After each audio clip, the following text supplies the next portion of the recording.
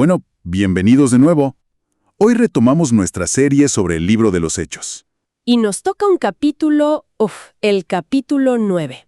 Un capítulo que es pura intensidad, ¿no?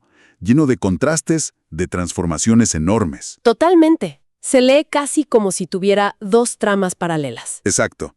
Por un lado tenemos al que, hasta ahora, es el villano de la historia, Saulo, con una misión de exterminio. Y por el otro, a Pedro, el líder de la iglesia, que sigue su ministerio sin saber que su propio mundo está a punto de cambiar.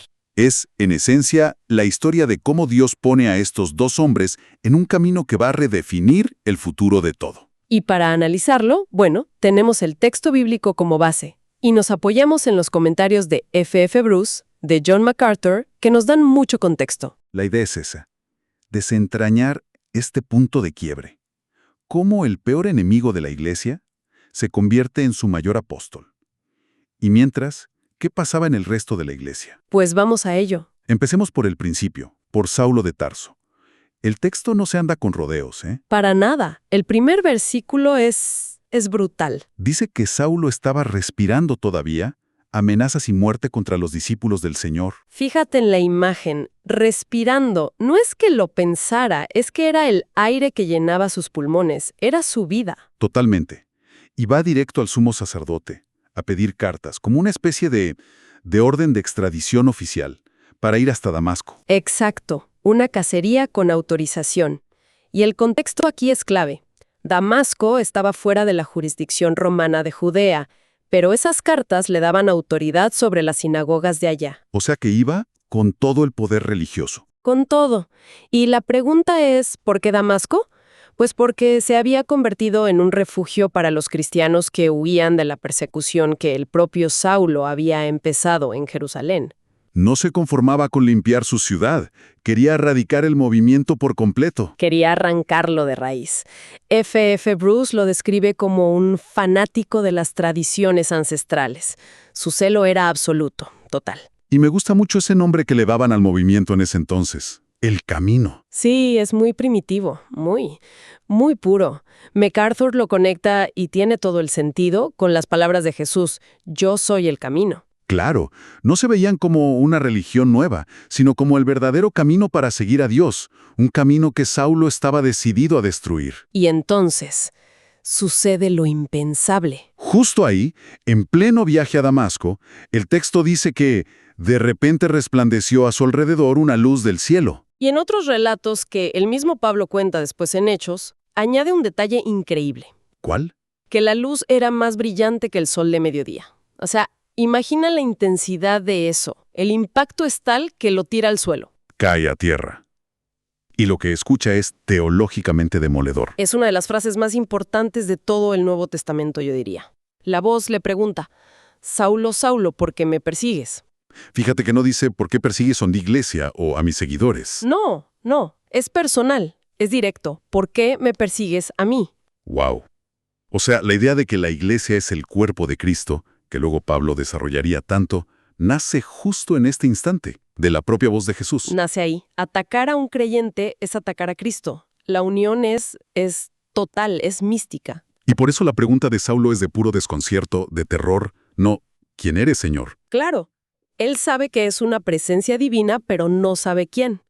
Y la respuesta es la que hace que todo su universo se derrumbe. Yo soy Jesús a quien tú persigues. Se le tuvo que helar la sangre. Imagínate. MacArthur dice que fue la peor pesadilla imaginable para Saulo, y creo que se queda corto. Totalmente. El hombre que él creía que era un farsante, un blasfemo ejecutado con justicia. Se le acaba de aparecer en gloria como el Señor del universo. En un segundo, toda su vida, su celo, su misión, todo era un error catastrófico. Su vida entera pulverizada. Y las consecuencias físicas son un reflejo de ese colapso interior. Queda ciego. Ciego.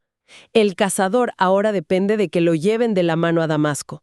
Y pasa 3 días en la oscuridad, sin comer, sin beber. Los comentaristas dicen que eso fue un periodo de demolición y reconstrucción. Sí, como si Dios estuviera desmantelando al fariseo para empezar a construir al apóstol, vaciándolo de todo lo que él creía que era. Y para esa reconstrucción Dios elige a un instrumento que nadie esperaría. A un discípulo de Damasco llamado Ananías. Y la misión que le da el Señor en una visión es, seamos sinceros, una misión suicida. Pues sí, ve y busca al hombre que vino a arrestarnos a todos. La reacción de Ananías es la que tendríamos todos, ¿no? De una honestidad brutal. Le dice, Señor, he oído cuánto mal ha hecho este hombre a tus santos en Jerusalén. Básicamente está diciendo, Señor, ¿estás seguro? ¿Sabes a quién me estás mandando? Su miedo es completamente lógico. Claro, pero la respuesta de Dios no es un no tengas miedo, es una revelación. Exacto. Le revela el propósito de Saulo. Le dice, ve, porque él es mi instrumento escogido, para llevar mi nombre en presencia de los gentiles. Y fíjate en el orden. Primero los gentiles. Luego los reyes y los israelitas. Esta es la comisión divina que va a marcar el resto de su vida. Bruce dice que la expansión del cristianismo por el Imperio Romano es inimaginable sin este momento. Y aquí viene una de mis partes favoritas, la obediencia de Ananías. A pesar del miedo, ¿va? Va a la casa, encuentra a Saulo, le impone las manos y le dice las palabras más increíbles que Saulo podría haber escuchado. Hermano Saulo. Lo llama hermano.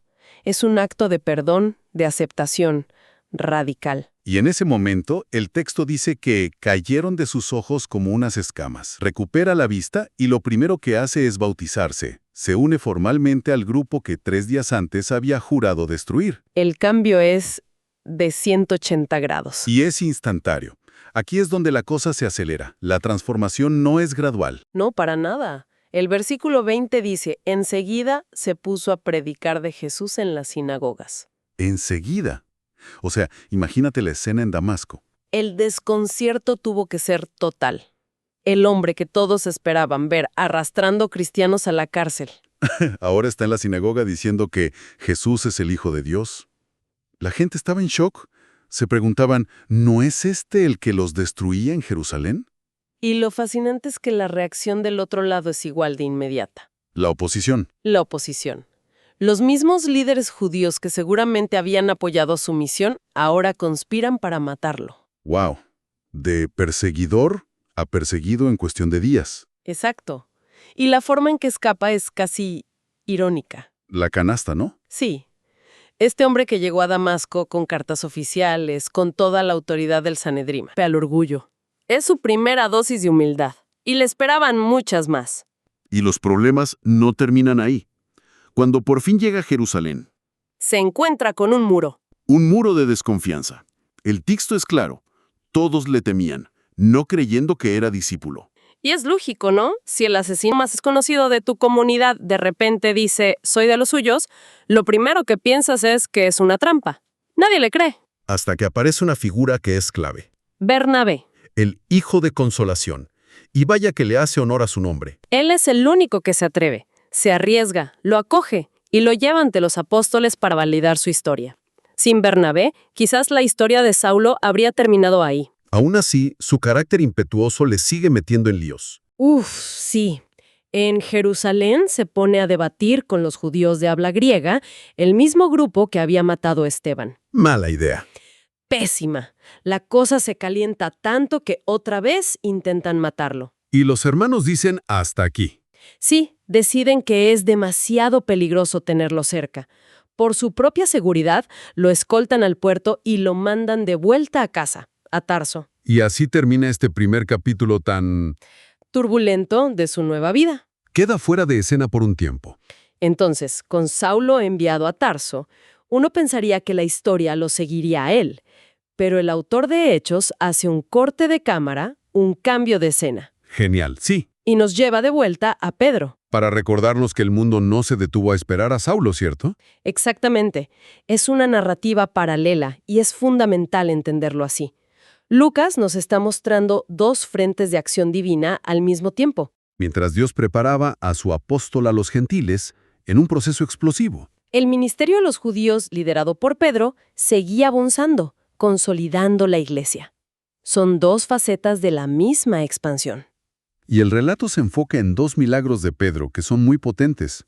El primero en Lida. Allí se encuentra con Eneas, un hombre que llevaba 8 años paralítico. Y me encanta la simpleza de Pedro. No hay un gran show, no hay un gran espectáculo. No, es directo. Le dice, Eneas, Jesucristo te sana.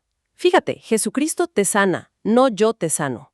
El poder está en el nombre. Y el resultado es masivo, ¿no? Inmediato y masivo. El texto dice que al verlo sanado, toda la gente de la región se convirtieron al Señor. Lo que refuerza esa idea que MacArthur subraya tanto. Y que los milagros en hechos nunca son un fin en sí mismos. Son como una campana que llama la atención de la gente hacia el mensaje. Su objetivo final es la conversión. Y el segundo milagro es todavía más impactante, si cabe. El de Jope sí. La resurrección de Tabita o Dorcas. Una discípula muy querida. Y la escena que encuentra Pedro al llegar es, muy conmovedora. Mucho. Un grupo de viudas, llorando, le muestran las túnicas y los vestidos que Dorcas les había hecho. No la lloran por grandes discursos, sino por sus acciones, por su amor tangible. Y lo que hace Pedro tiene ecos muy claros del ministerio de Jesús. Sí, recuerda mucho a cuando resucitó a la hija de Jairo. Pide que todos salgan, ora y se dirige a ella y le ordena, Tabita, levántate. Y ella abre los ojos. Y se sienta. Y de nuevo, el resultado no es solo el asombro. La noticia se extiende y muchos creyeron en el Señor. El milagro abre la puerta a la fe. Totalmente. Y el capítulo termina con un detallito que parece casi trivial, pero que es la clave de todo lo que va a pasar después. Así que Pedro se quedó en Jope muchos días con un tal Simón. Que era curtidor. ¿Por qué es tan importante ese dato? Es crucial. Para un judío observante, el oficio de curtidor era ritualmente impuro. Claro, por el contacto constante con animales muertos, con pieles. Exacto. Era un oficio mal visto por las leyes de pureza. El hecho de que Pedro, el líder de los apóstoles, se hospede en casa de un curtidor sin problema, Nos muestra que algo en su mente ya estaba cambiando. que las barreras culturales y religiosas se estaban agrietando. Dios lo estaba preparando sutilmente, estirando sus prejuicios, Para el siguiente gran salto que le iba a pedir en el capítulo 10. que era entrar en la casa de un gentil, de un centurión romano llamado Cornelio. O sea que no es un dato de relleno. Es el autor dejándonos una pista, un cliffhanger teológico para lo que viene. Increíble. Totalmente. Entonces, si damos un paso atrás, ¿qué nos deja este capítulo 9? Pues por un lado, la conversión radical del enemigo público número 1 de la Iglesia.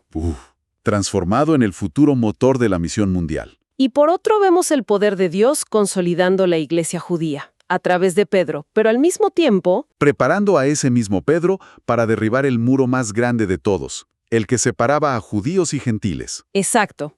El capítulo nos presenta dos trayectorias que Dios está orquestando a la vez.